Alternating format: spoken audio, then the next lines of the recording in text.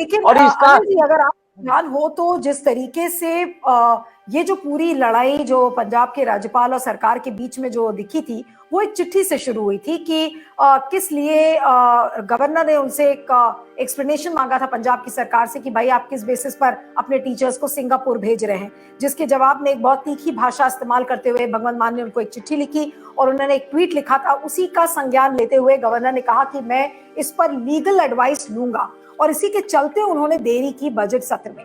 अब ये जो राजनीति दिख रही है कि बजट सत्र को लेकर वो सुप्रीम कोर्ट भी पहुंच गए, सुप्रीम कोर्ट ने उस मैटर को सेट असाइड कर दिया और एक ऑब्जर्वेशन भी दिया जहां पे कि दोनों को कटघरे में खड़ा किया गया है।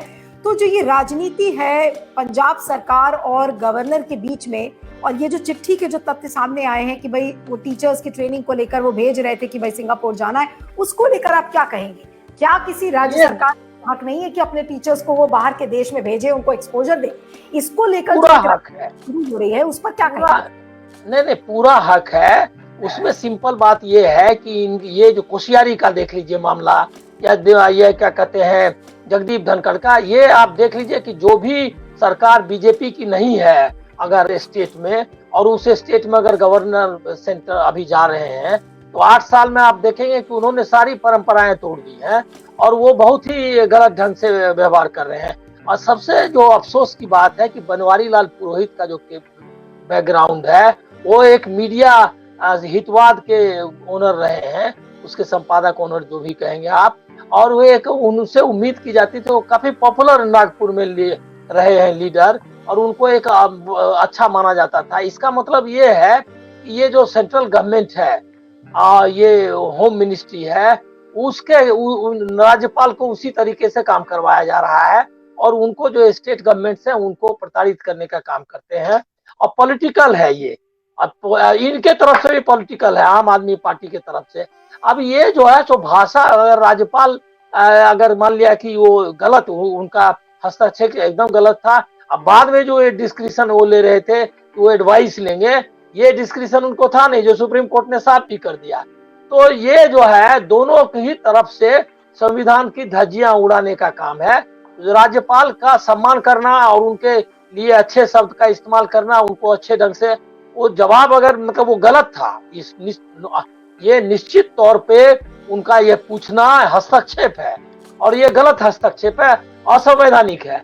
लेकिन इसका जवाब जिस तरह से दिया गया, जिसकी तुलना चर्चा की सुप्रीम कोर्ट के चीफ जस्टिस ने, वो जो है वो भी गलत था। तो ये, लेकिन मुझको लग रहा है कि ये पॉलिटिकल है, ये सारी परंपराएं तोड़ रहे हैं, और बीजेपी का सरकार इस मामले में, बीजेपी की सरकार जो है सेंट्रल गवर्नमेंट, इसके लिए इसको दोषी मानना चाहिए, बीजेपी को दोषी मानना चाहिए। और ये एक जगह की बात नहीं है, कोशियारी, जगदीप धनखड़, ये क्या कहते हैं, और कहीं भी देख लीजिए, जहां भी होता है वो जो है उनका रोल बहुत खराब है। तो ये भूमिका, जिसकी बड़ी संक्षेप में टिप्पणी कि पंजाब सरकार के संदर्भ में क्या इस मामले में बजट सत्र को लेकर दोनों राज्यपाल और पंजाब सरकार दोनों ने ही अपने कर्तव्यों का पालन नहीं किया है? निश्चित तौर पर दोनों ने कर्तव्यों का पालन नहीं, अधिक उन्होंने मर्यादा का पालन नहीं किया। कर्तव्य तो हो गया ये कि उनका कर्तव्य था ही नहीं है, कर्तव्य को तो उन्होंने उसका उल्लंघन किया है जो उनकी, लेकिन मर्यादा का उल्लंघन है। आप चुनी हुई सरकार से आप पूछ रहे हैं कि आपको कौन कहा है, मतलब वो उसकी जो एग्जीक्यूटिव पावर्स है उसके, और विधायिका का भी पावर्स, इस दोनों में कहीं राज्यपाल को हस्तक्षेप करने का अधिकार नहीं है।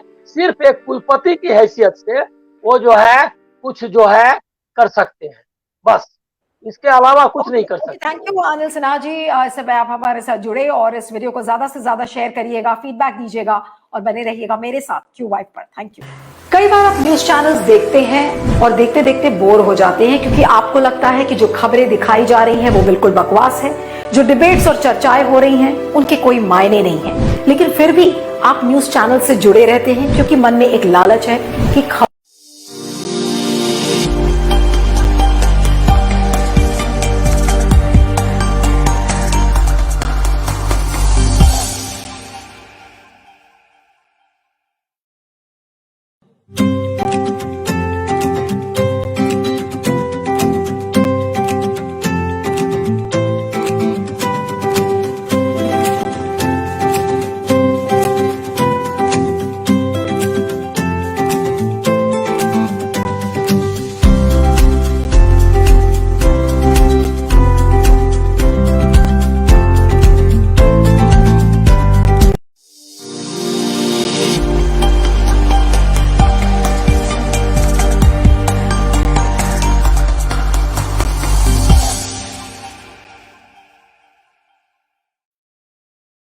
है।